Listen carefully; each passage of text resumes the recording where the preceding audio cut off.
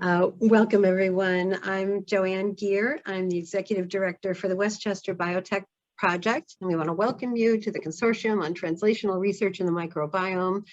This year's theme, which has been going on for a year and will go on for at least another year, is on advancing microbiome science to clinical practice.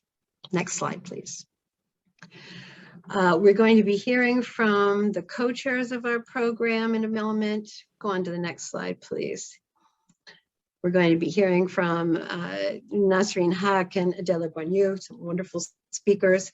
And we actually we don't have to go back, Matt, but you'll see on that last slide that we are recording a session. We will record the whole session, and then when we put it up on YouTube, it'll just be the named speakers. And if we would like to quote you or use video of you or sound of you, we will ask you for permission. Welcome, Keith. Hello. We're just getting started. Good timing.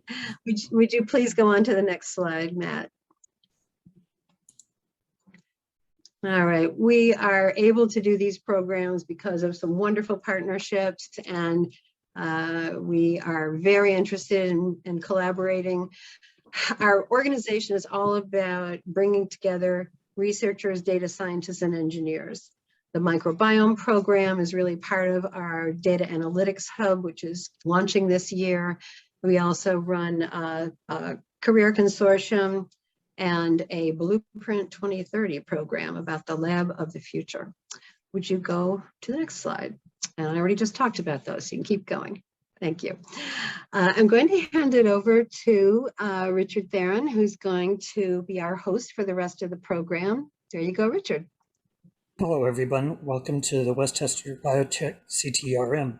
I'm Richard Theron, CEO and founder of the Cernios Group, a product development, scientific, and regulatory consulting firm that helps people build castles in the air by building foundations under them.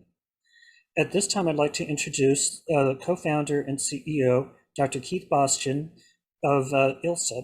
We'll talk to you about this wonderful facility and new projects. Dr. Bastian. Thank you, Richard, and welcome everyone, and thanks for being here. I think there may be still more people joining the meeting. I will keep my comments brief and just focus for a second on our institute and its relevance to the microbiome and what we try to accomplish in the work that we do. So I'm the CEO and founder of the Institute for Life Science Entrepreneurship. We're located in Union, New Jersey, on the campus of Kean University.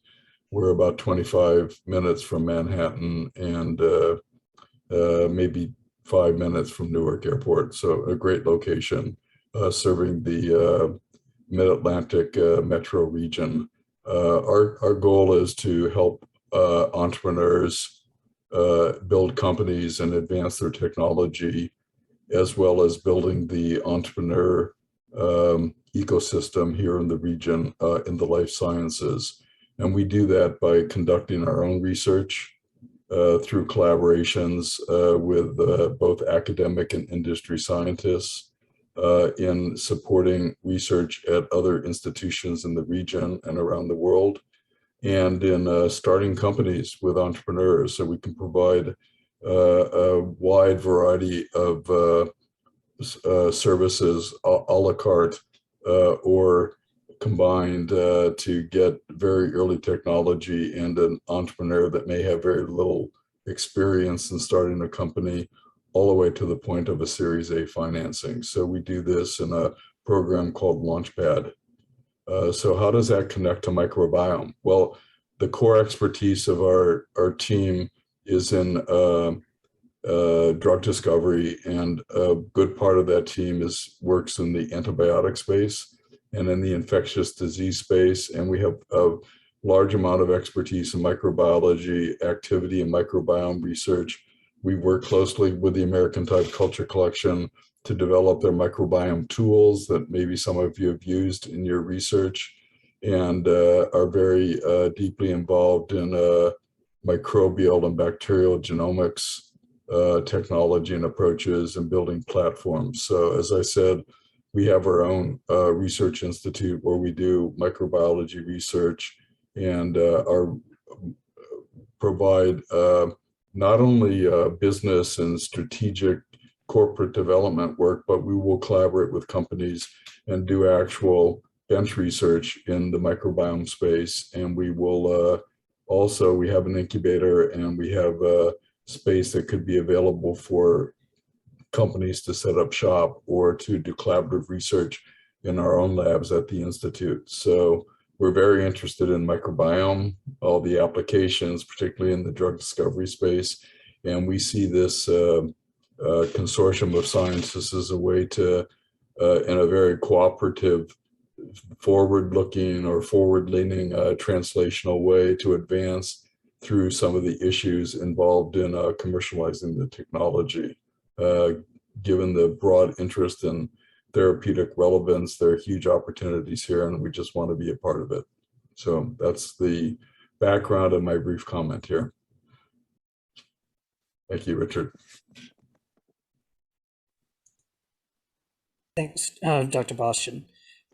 Well, I'd like to introduce the first of our two speakers, Dr. Nasreen Haque from New York Medical College, founder and CSO of Genomic Laboratory and Associate Professor of Pathology, Microbiology, and Immunology, and also an accomplished research scuba diver, as well as natural products chemist. Dr. Haque. Thank you, Richard, for inviting me here for this presentation, and everybody else who have made so much effort in making this work. So what we are going to talk about today is a clinical translation of the microbiome, and that is why we have assembled here. So let me start from the beginning. And in 2004, Craig Venter converted his 200-feet schooner to a research lab and a research vessel, and went into the Sargasso Sea to look for microbes in that environment, to just like Darwin, and came up with a very astounding results. The first being that the number of microbes that were present there, the bacteria that were present, they were higher than he ever imagined, or we ever imagined. And the genes, there were unknown genes that they could come out with every pail of water that they were harvesting. And that set up the Human Microbiome Project at the NIH. And that is the reason we all are here assembled today, to see what the human microbiome means in terms of health and disease. So based upon that and continuing from that, there has been many advances in genomics and computing technologies that have provided us new insights. But the question is very important, is how far are we from actually translating knowledge into clinical practice? And is there more hope than actual reality? That's the question that I've been thinking about, and many people are talking about. We are at very, very earliest stage of this wonderful world of the microbiome, understanding it. And what we will discuss, or maybe we can all discuss together, is what will be the criteria for success. So the study of microorganisms actually began traditionally. Many research, the most research that has been done on individual organisms have applied the traditional approach of culture-based, where growth is determined on terms of in wet labs, and then the physiological aspects are learned. But with the emergence of omics data, that is with the emergence of the computing power as well as the genomics advances, what we have now is been able to collect a lot of this data from the to understand what is the depth of the microbiome in us and around us. 16S sequencing of metagenomics that will tell you about organisms that are present, but it can go beyond that. It can give you actually the transcriptomes, the transcriptome meaning that what are they doing there. You can have whole genome sequencing, which can go and do even more in-depth analysis, and so forth. However, what I want to talk to you about is about synthetic ecology. That means that how we can translate what is happening in a human organ system in vitro, and see if we can mimic those circumstances and come up with a novel approach. And a lot of work has already been initiated in synthetic ecology. We'll be talking about that in a while. And at the end, I will give you a very short glimpse of our approach and what we are doing. We should not forget at the same time, whenever we talk about microbe, we are talking about the defense system, the immune system, and which relies on both the innate and the adaptive systems. So we have to take that also into consideration. What are the limitations of these studies? What we have right now, there are many limitations as would be for any new technology. Most of the studies that we are really seeing right now, they link host outcomes to the supplementation or prebiotics and probiotics. And there doesn't seem to be any consensus definition about what constitutes a healthy microbiome. What is actually a healthy microbiome. For example, in the initial stages of this research of the Western microbiome, we had come up with an idea of what could be healthy versus non-healthy, between disease and non-disease. But then when you go to a next level and look at certain sites in Africa, for example, a Hasda population, a hunter-gatherer population is still existing in Africa. What you see is their healthy microbiome is not similar to what you would see in a Western world. So it is still iffy about really calling something healthy at this point. What about building up animal models? That too has severe limitations, because obviously we cannot work on a human system, so we have to come up with new models.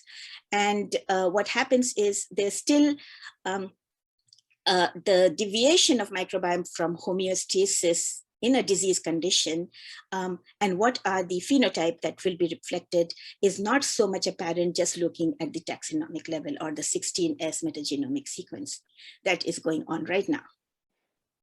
So we are looking at what is the cause and effect, and what are the mechanisms that are involved in that. So we have to be very careful. We understand that correlation does not mean causation, because if you look around, you'll hear every day a new news about the link between the microbiome and Alzheimer's, or for example, any other disease. And it is like, it comes out numerous times, but we have to understand what are the causes of the evolution and what is the mechanisms of mechanisms across a species, because we have to understand how we evolved and why does that matter.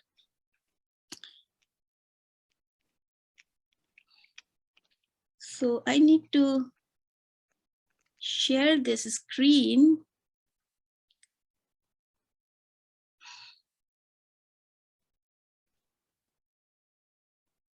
So I can't see half of it. Okay. So in 1963, Tinbergen came up with 4 questions because he understood the fact that in order to study any one factor, any one type of disease or anything that is happening, one needs to look at it in different angles. And for that, you have to have 4 questions. And these 4 questions have been the basis for a new type of study, which is evolutionary medicine, in which you study evolution, how evolution is also used for understanding diseases. So in Tinbergen's 4 questions, you have the proximate questions and the ultimate questions. The proximate means like, what is the mechanism of this action? What are the behavior? How did the behavior occur?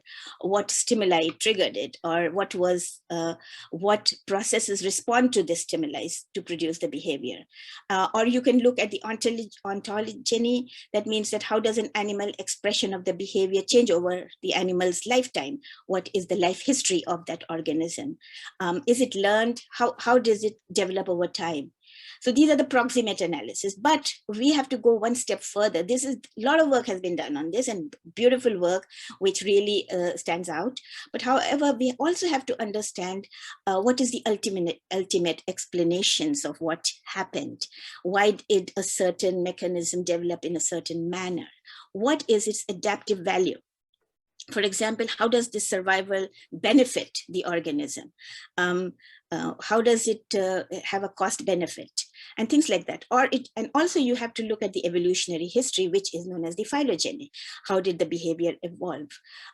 In looking at this, what you would look at what is known as the Pauline's criteria, where you will look for a mechanism as being done, is you're looking at the genetic or epigenetic that occurs in bacteria. You've seen that horizontal gene transfer, mutations, all these are occurring, and then you can actually analyze it. You can actually have an idea of what is happening. So you can target that. But what is the purpose of that? What does it do to the fitness of the survival? Does it have a phylogenetic relationship? How did it evolve? And if we understand these point of views, that how the mechanism that we are seeing evolved, we can better understand how host microbe interactions work, and therefore go on again and address those questions in a wholesome manner. So what does, the most important thing right now is, as you've seen with the COVID, is how does a commensal become a pathogen? Why did COVID-19 come out to be such a drastic pandemic? And that it all depends upon the natural selection, and natural selection will favor hosts that cooperate with commensals to resist pathogens. That's why we see a lot of asymptomatics. And the traits that will influence microbial competition in favor of commensals will be selected in the favor of commensals over pathogens. So, but this is not so simple. It's not just about the commensal and the pathogen, but also the environment. So, and also it depends on the geography, temporal. So it's the spatio-temporal ecologies in which there is competition, and that competition favors diversity sometimes, and sometimes it becomes less diverse, as you may have heard about the missing microbe in our gut, which may be cause of a lot of new diseases. We should also look at the community structure and the metabolites that these microbes make within our system. What are the niche that they create? And how they evolved, and what was the actual phenotype of the host. So these are all a lot of words that that you'll encounter whenever you're looking for an evolutionary explanation. I believe these are all so many things all coming at once, but because I have limited time, I'm just giving you a glimpse of this. So we are looking at the phenotype. So when we have anything that we are looking for, we need to understand, we need to have the knowledge of each species within the community and what they're making and where they're living. That's what I told you in the earlier slide. So we, actually there's a formula in which you can calculate it as phenotype as Y is equal to G plus E plus GE plus E, and that is plus a constant, right? So if you look at the phenotype, you have to have all these parts together. Which genotype will actually make a phenotype, and so forth. And why is it so important? It's important because every day we are influenced by multiple factors. The environment always is present with different factors that we encounter. On top of it, we have drugs that can change the microbial species diversity and the way that the phenotypic will change. And on top of that, the host response will be different to different drugs. As for probiotics, also, it is the same thing. You may encounter, it's not like every person who takes the probiotics will have beneficial effects. It's how the host's immune system interacts with it, or how antibiotics and antibiotic resistance, which become a really alarming in recent years because of our use of antibiotics. So all of these will have will actually go down and relate to the function and the phenotype of the individual. How do we then look for a phenotype? So as you have seen that a lot of studies are looking at 16S sequencing, looking at the by metagenomics, you can identify at the species level, or you can identify different levels, but that doesn't tell you much. You have to know if that can be correlated to some phenotype. But the trouble begins here, because if you have a phenotype, how will you measure it? Is it large enough that you can actually see its effect? And then also one has to be sure that it is not the human immune system or other factors that is causing this change in the phenotype, but the microbiota or the microbiome of that individual. So we have to look actually at the phenotype of both the microbe and the host. And one of the interesting examples of this is that Helicobacter, for example, can sense bleeding as a precursor. So it senses the bleeding as a precursor to attack by the host phagocytes. And phagocytes then will phagocytosize the microbiota in lysosomal vesicles, which are acidic. But if the Helicobacter can find a mechanism in which he can block it or become resistant, it will cause persistent infection. And this persistent infection, as I'll tell you later in my talk, can be a cause of many chronic illnesses. So really looking for the phenotype would be the key to understand the dynamics of the microbiome.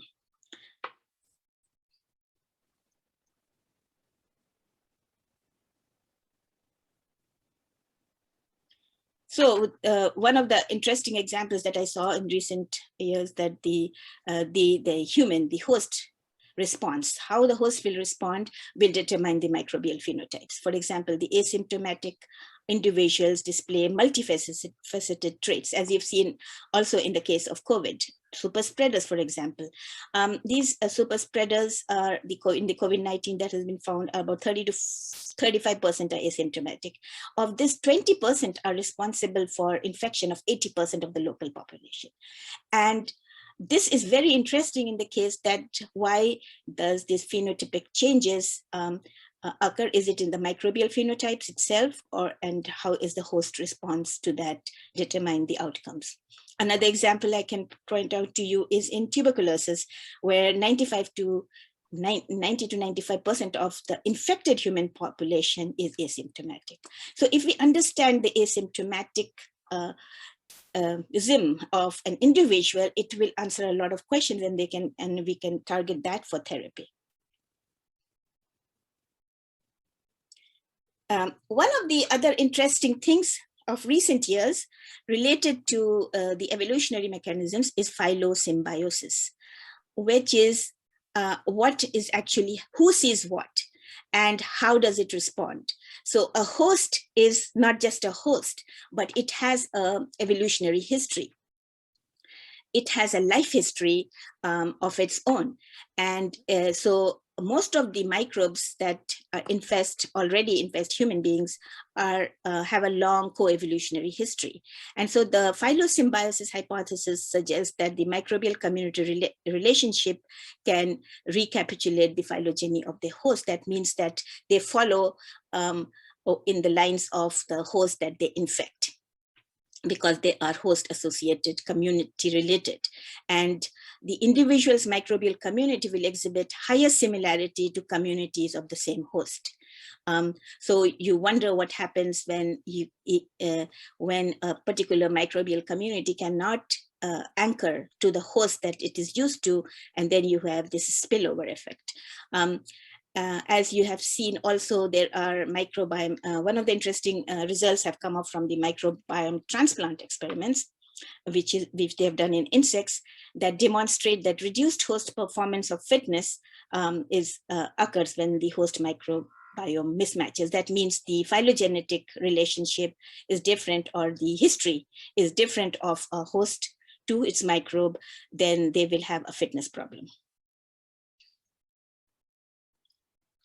Therefore, as I like to emphasize, the complexity of a microbiome must be addressed in the best manner that we can at this point.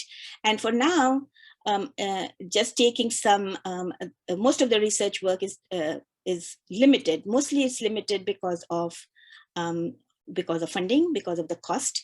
And so when researchers go about doing some experiments, they're very careful how many samples they collect. And then when you collect the samples, and then when you collect the samples and you go through the sequencing efforts and you go through the analysis, and then most scientists have their own pet projects. So there is kind of cherry picking. And so that needs to be a little bit more thought over. But what we are doing, at least, is at this point we are doing the best that we can. That we have actually started the banks where the data are collected. So we have a reference system which is widening every day. So this will be really helpful later on. But this is really the beginning. So much more efforts will be done before we can go to the next step. And the next step is starting in certain areas in farming and others, like synthetic ecology, which seeks to boost health by engineering the environment. So what you can do is you can try to get, for example, the gut environment and try to culture those bacteria that are present in that environment.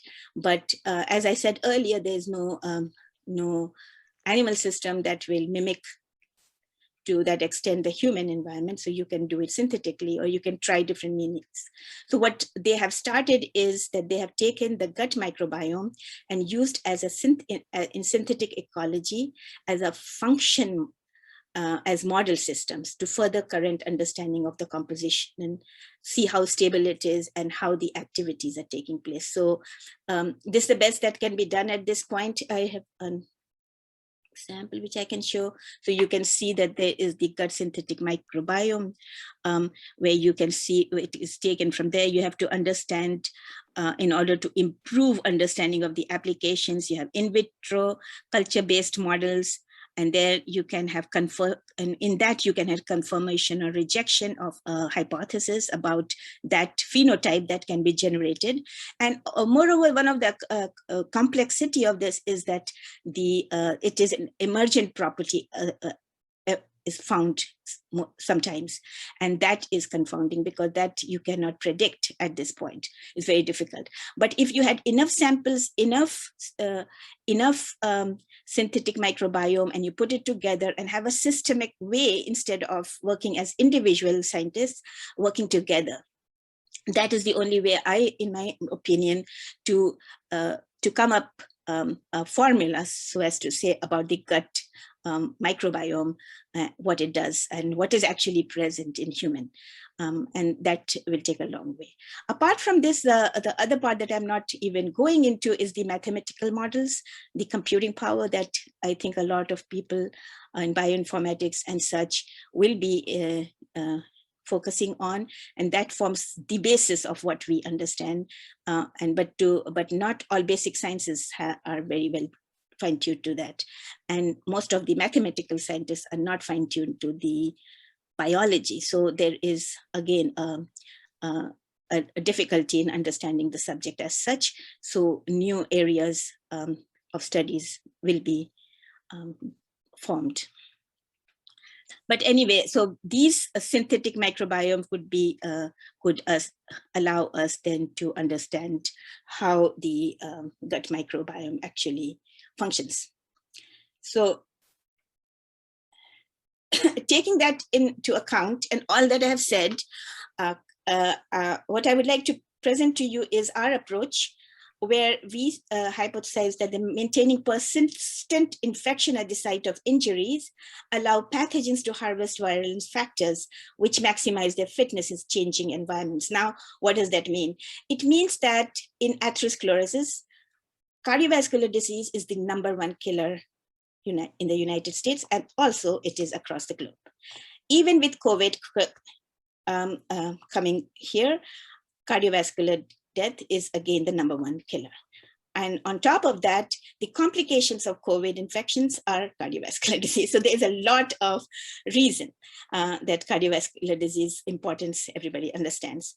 What we are studying is specifically in a disease, atherosclerosis, where the hardening of the arteries takes place. And that is in the vascular. Let me just show you here, I think, yes. So if you look over in this right, on my right, so this is the carotid artery. What happens is it becomes thickened because of multiple activities of the cells, like the inflammatory response to an injury that will lead the macrophages, monocytes into the site of injury, which let's say I don't know if you can see the cursor where I'm pointing. So if you can, so it goes up there and it blocks the artery. And what will happen is blocking is not a problem. When it releases, then it's a big problem because the clot forms and the clot is released and goes to the brain and you have ischemia and other problems. If it goes to the heart, you have a heart attack. If it goes into the limbs, you can have insufficiency of the limb vasculature and so forth. Okay. So what we are saying is that we have understood for a very long time that atherosclerosis is an inflammatory disorder. What we are trying to say is that if we look evolutionarily, the idea of the onset of immune cells started long ago in the oceans, where their primary aim was against pathogens and microbes. So why have we not looked at that? Why that has not been looked at all these years? But only recently in the last, because one of the most important thing is that when culture systems were based and they were growing bacteria, you can only grow less than 1% of bacteria in a plate. This is known as the Great Plate Anomaly. Now imagine 1%, less than that. But now, because of the omics, you can do almost 100%.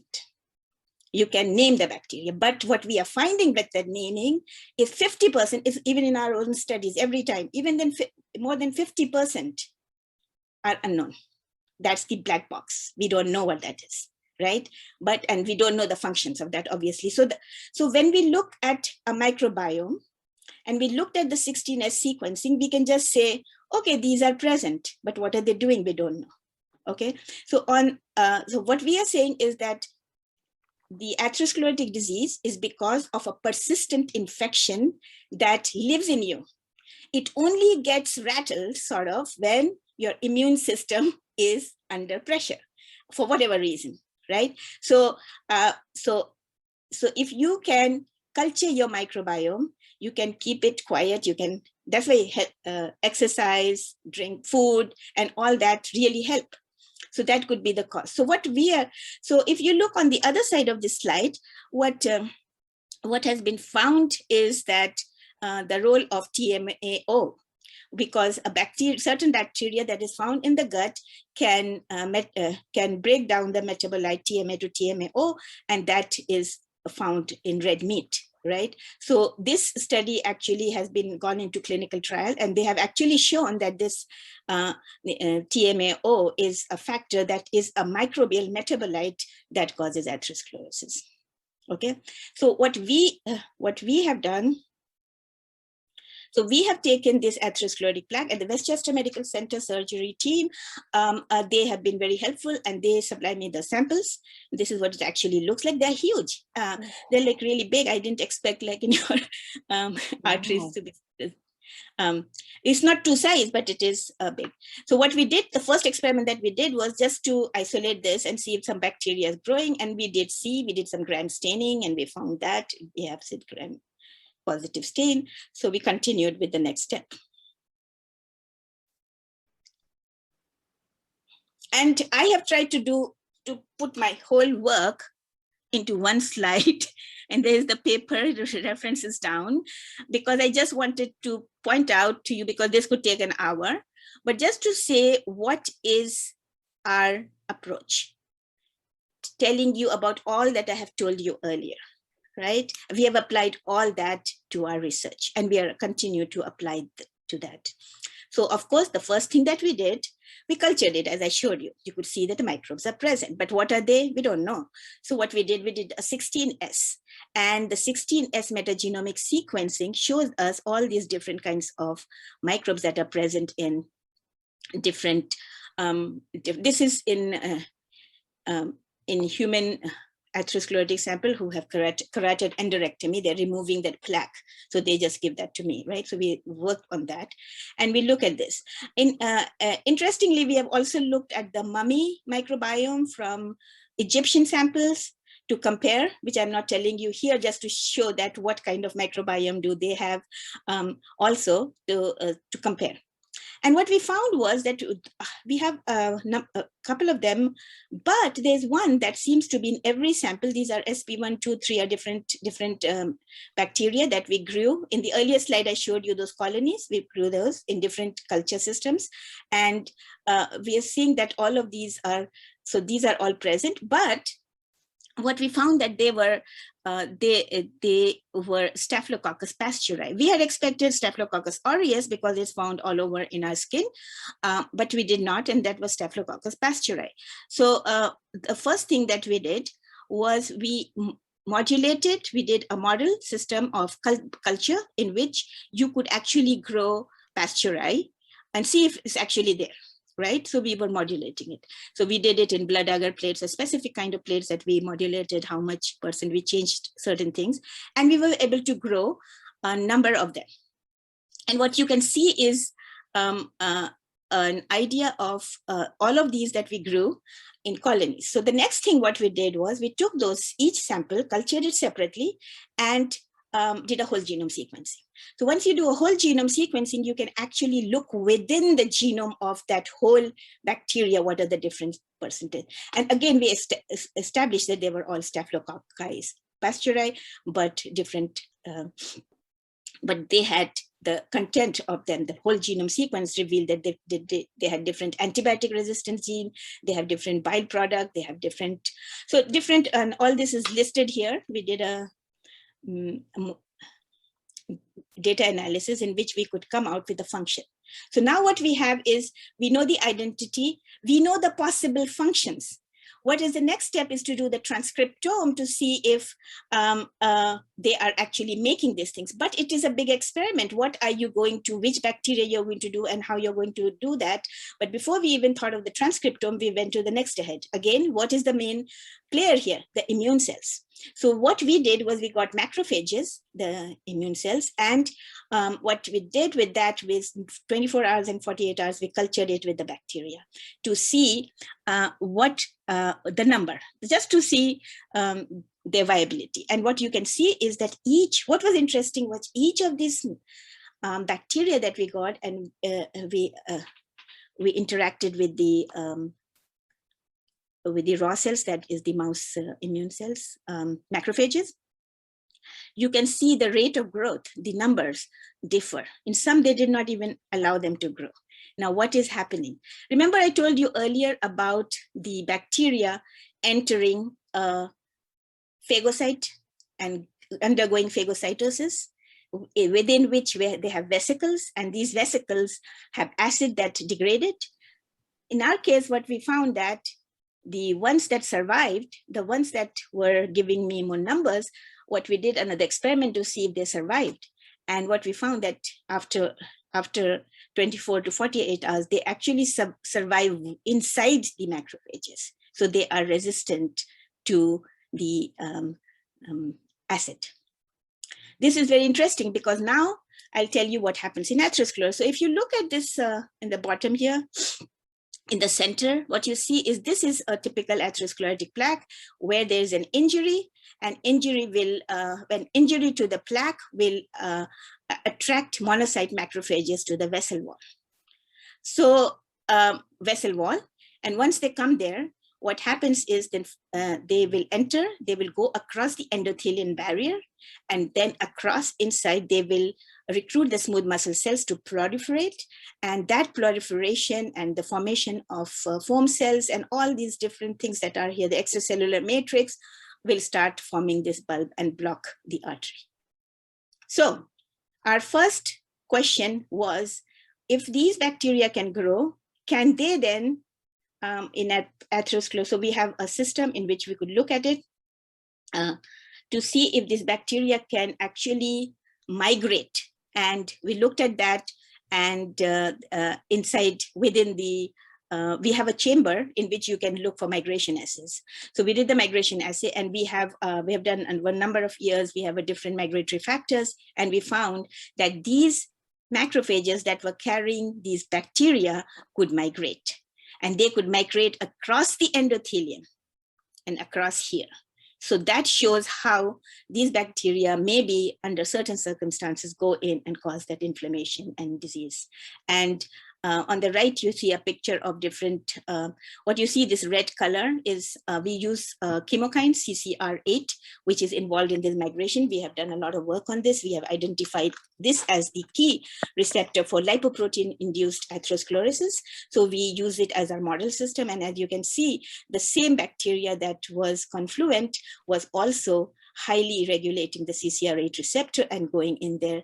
So getting into the plaque. So overall question becomes then that we have identified what these bacteria are that are present in the atherosclerotic plaque in at least 14 individuals, but we have to do a lot more work. We have identified that they can survive in the macrophages.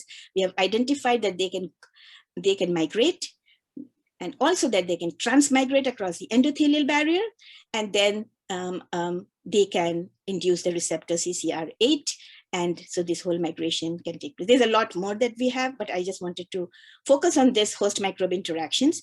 And what we are working on right now is a plaque on a chip. So basically it's a 46 well plate, and in that we will have all the cells that are involved in the atherosclerosis, smooth muscle cells, the endothelial cells, the macrophages, monocytes, and the stem cells, and see how they actually interact in the presence of the microbe. So that will be, that is what the future, the platform that we have developed, where we can do all this. First, we'll start with microbial profiling, cytokine, chemokine mapping, phenotyping. That's what we are doing here in multiple ways. And then we also look at metabolites that they're making, and then come back and look at it in the chip assay. So basically, this is a roundup of our work. There are, to wind up, I'll say there are future perspectives on this kind of work that you could be doing. We have also started work on rheumatic arthritis, which we have also got in very interesting results, which I'm not telling you about because I work on inflammation. So inflammatory disorders are my forte, and I like to understand it. But I found this very interesting, so I would like to share this with you. One of the perspectives, like, to those students, if there are anyone out there and they would be interested in working on any new concepts, we could identify the specialists and the generalists. That means that certain specialists, for example, for oral disease, for dental cavities, there is P. gingivalis, which is known to be very invasive, and it's a etiological agent. We know that. So they are specialists in causing the disease. And in our work, recent work, what we have shown is that these specialists can be overcome by another commensal bacteria, the Archimensea mucifila. So that kind of work can be done. So you can first of all identify the generalists, then you identify the specialists and how they interact with each other, and then identify the individual microbiome and what the molecules that they produce, and then they validate the targets. One of the interesting things that could be studied is, for example, there is PCSK9, that the protein convertase subtilisin casein. It lowers LDC, and it has been found in rare population. Actually, Regeneron has made the antibody, and they have, which works very, very well recently. And so this has clearly shown that you can have an effect. So it would be very interesting to see that how the microbiome of these individuals differ from the others who have PCSK9 compared to the knockout. The same thing we know about HIV infection. We do know that CCR8-5, it's the Berlin patients, they actually were provided the CCR8 deficient cells, stem cells, to protect against HIV, and they survived at least for 2 years. So that means the delta the Delta variant of CCR5 does not allow the HIV to enter. I wish we can find something like that for COVID right now. So, and then you have the loss of function mutations in congenital insensitivity, and it is this causes pain. You don't feel any pain. So all of these have very unique populations, very rare. And if you target them, then you can find some answers. So this is some new ideas to develop. And also then very important is to understand the basic science of synthetic ecology. So if you are doing by numbers, now you're not working on one cell type and one bacteria, now you're not working on one particular way. You have a whole microbiome and you have a whole cell system. That is how it works in the individual. And that synthetic ecology is the future, where people will develop different new things. And what, as I heard that we'll have a discussion, I had put some points that we can come up with. That is, how would you then leverage the knowledge that you already have about the microbial composition and the interactions? How would you have several databases. So it becomes really difficult just to counter that, because it's an overwhelming number of papers that are coming out in this because of the cost of sequencing has come down. We could also look what would be the evolution ecology of microbes, including the role of the environment itself. This I am very much interested in because, you know, I'm a scuba diver and I go to places, and that's my excuse to get some samples. And then what we are looking at, the one of the most interesting thing that I find is, because atherosclerosis is spread across the globe, what we found that this Staphylococcus pasteurii that we found in the atherosclerotic plaque, which could go enter the macrophages and go to the plaque, could be possibly making the plaque or doing something there, has variants. And its variants are found in Staphylococcus pasteurii in plant, in sausages, in water, and actually 40 miles up in the space. It's everywhere. So one of the things that we are working on is trying to identify the microbial composition or by whole genome sequencing to see what it has that is different from the human microbiome of this particular species, and what is the similarity. Because my hypothesis is we are getting all this from ancient microbes that are already existing, and then they are being grabbed by us in our system by horizontal gene transfer, the different genes. So that's another area. What are the methods and technologies to be improved? There are always methods and technologies to be improved. And finally, what would be the interventional approaches and engineered microbiota? And then if you do a device on a chip assay, how would you decide or select for the microbial composition?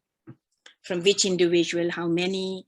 Would it be just from one person, or would it be from different? It's all very complex. Thank you. Thanks, Dr. Haque. It was an excellent presentation, and you certainly have shown a good amount of leadership in inquiry into the microbiome. I'd like the audience to hold their questions briefly, until Dr. Bonoiu has had a chance to speak, and we'll get into the round robin. At this point, I'd like to introduce Dr. Adela Bonoiu of Catena Biologics, and she'll be talking about her research in the microbiome. Thanks, Richard.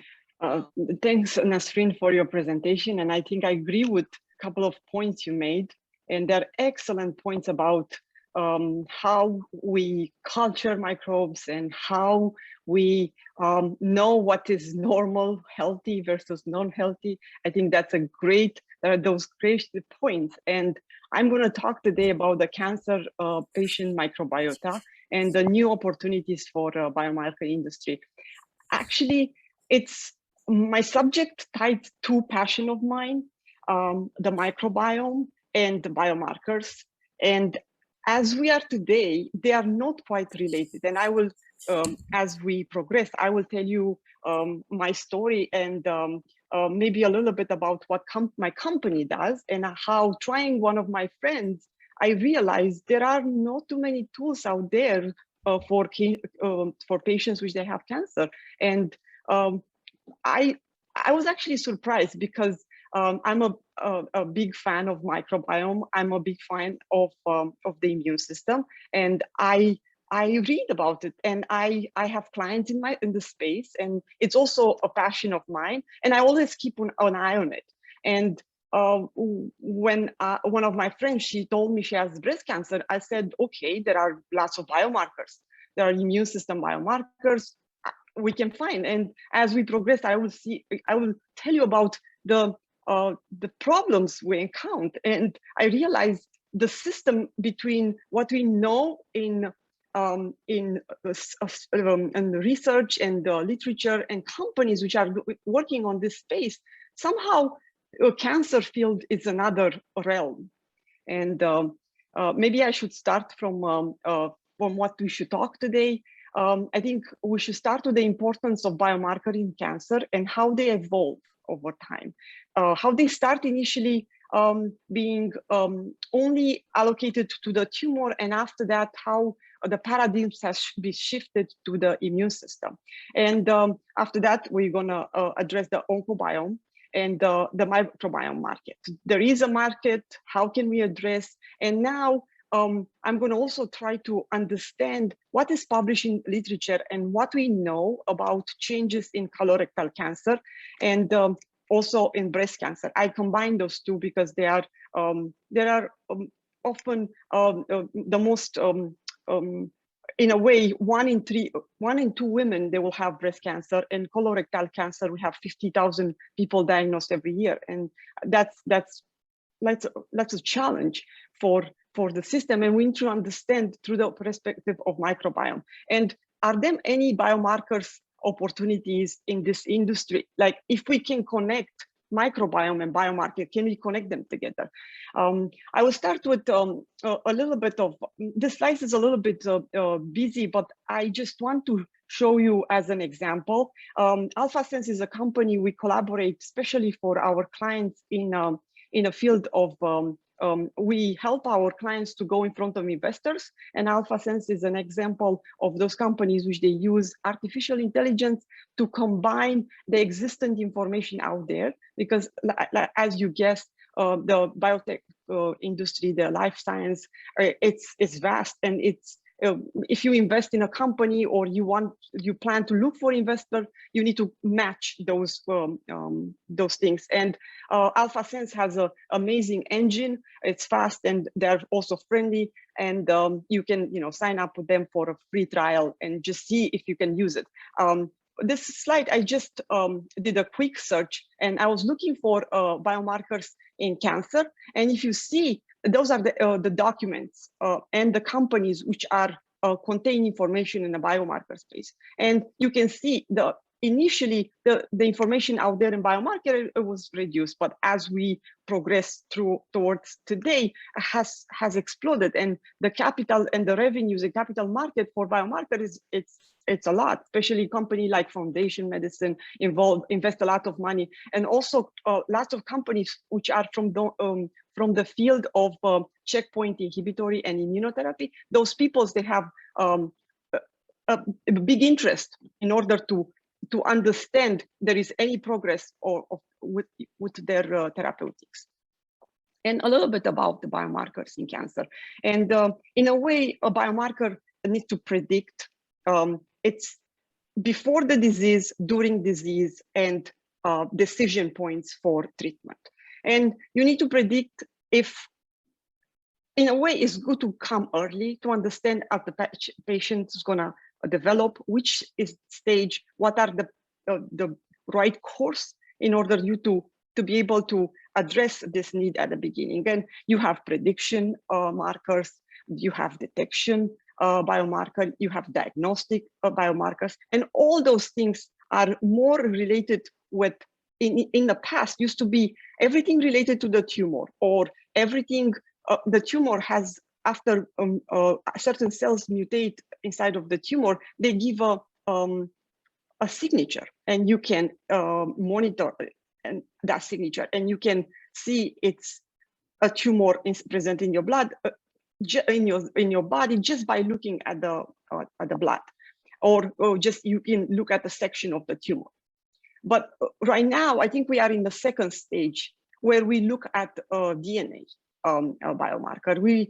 Because the tumor cells, they have a small piece of genetic materials which circulate in your body, though those are even before the tumor become malignant. And that's an interesting factor. You can assess that, and you can just come early. You can have biomarkers to investigate the RNA. You can biomarker for the proteins. I'm not sure if you can see my pointer. And another things about the cancer cells, they like glucose, and you can look at their metabolism, and you can try to see how fast they move into the space. And another things which today we talk about more and more is imaging.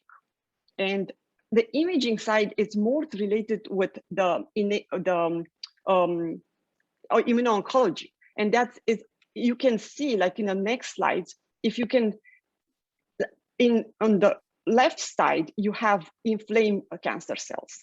And one thing which happen in cancer cells, the Treg cells, they're supposed to come and remove the tumor cells, but they are not announced to come at the site of infection. And because of that, you have a problem, and the tumor just enjoy her life, and just you can do much about it.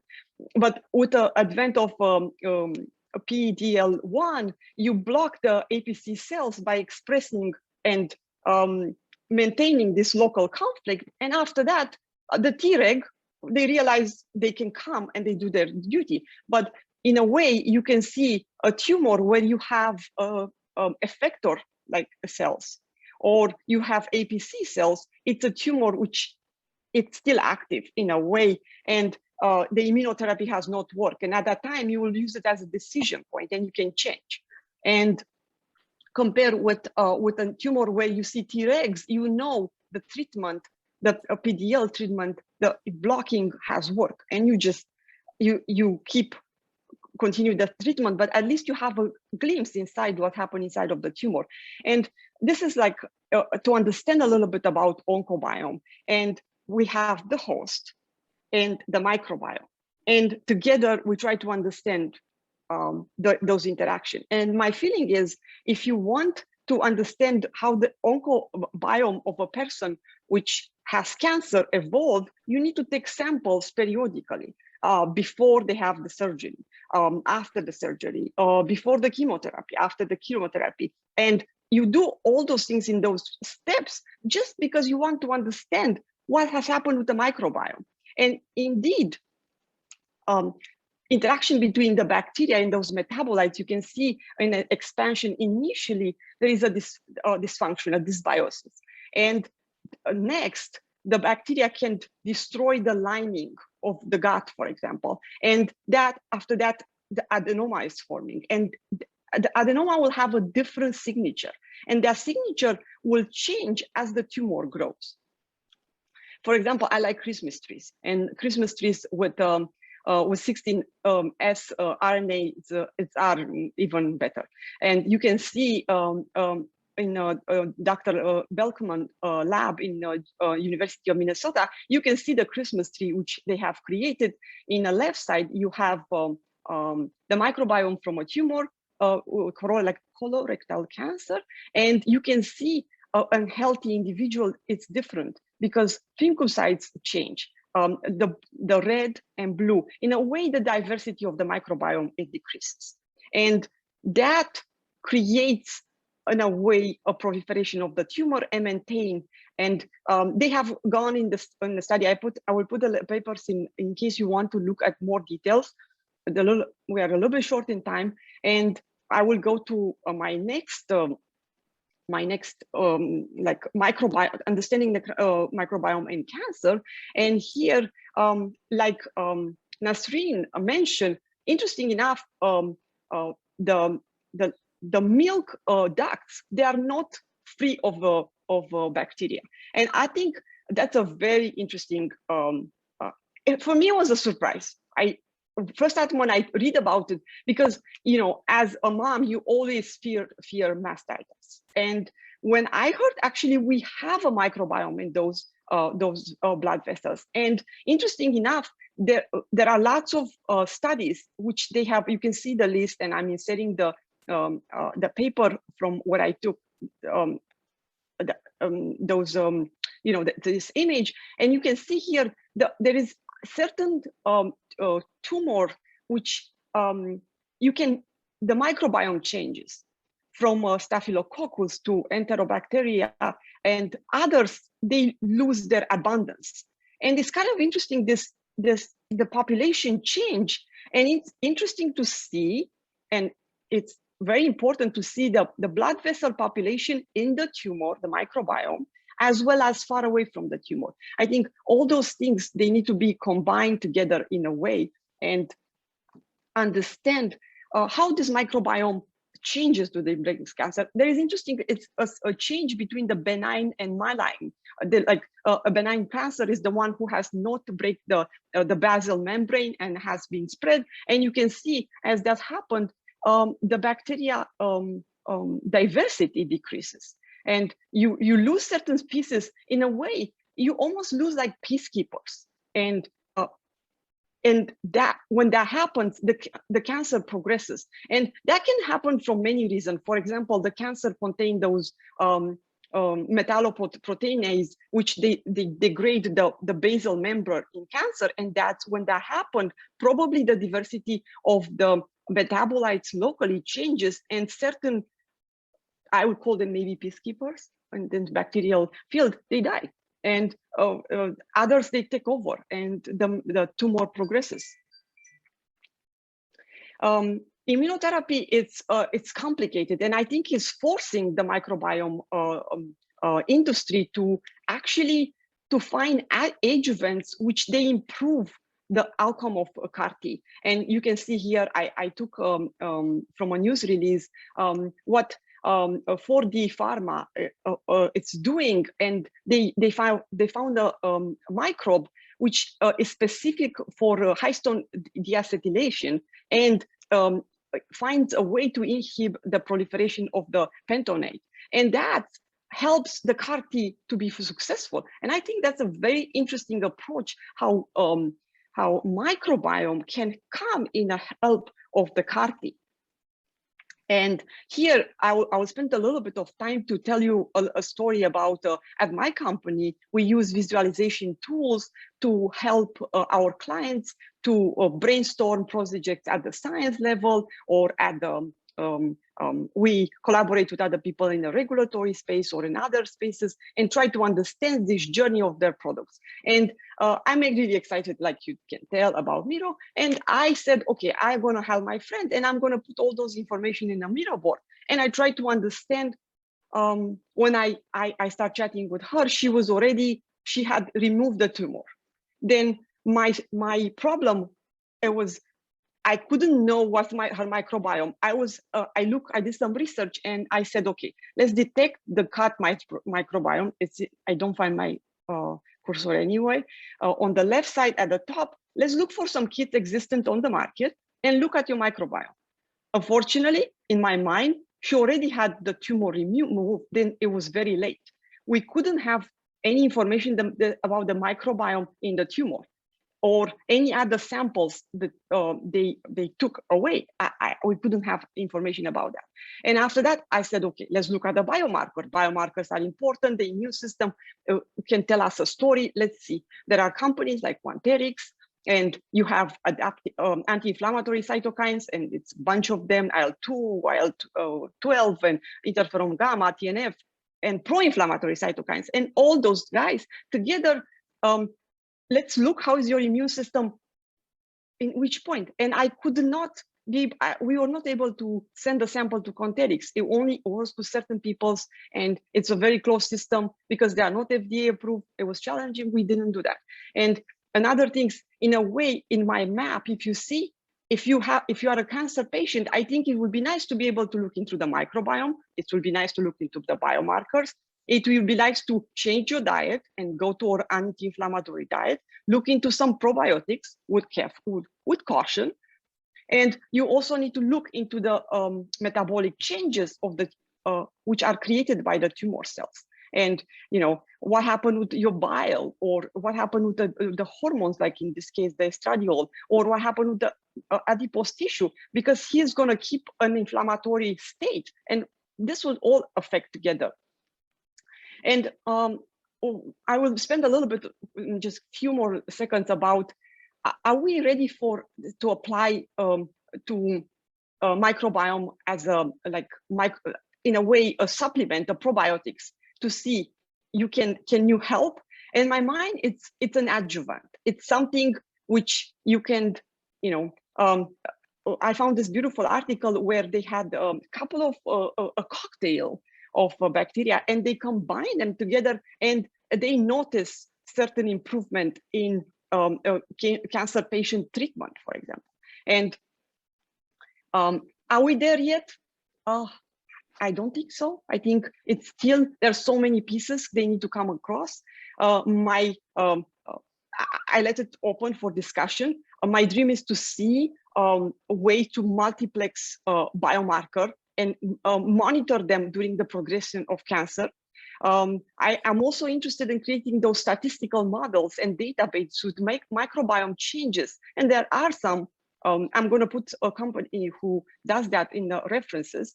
And I would like to see, but with all that said, we still need to optimize and validate in clinical trials, and develop companion diagnostics together. Will be nice to be able to understand the microbiome changes and those multiplex biomarkers.